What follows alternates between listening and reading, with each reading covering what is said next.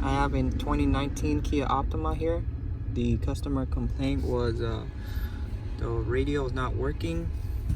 Here's the fuse that you should be checking. Multimedia, 15 amps, which is under the steering wheel.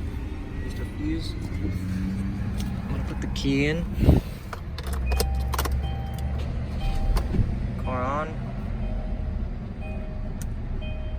You can see the radio is not turning on.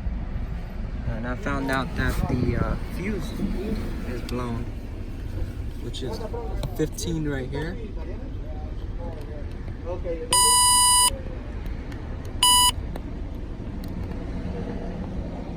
See, you can see this side there's no power, but this side has power.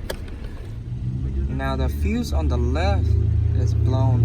You can see in the middle it's kind of dark, a little blackish, and here is the new one.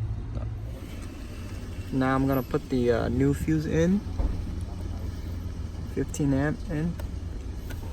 I should have power both sides. Power on the right, and there should be power on the left. There you go.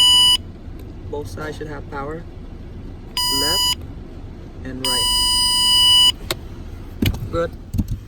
Now I'm gonna start the car. Now you can see the radio is turning back on.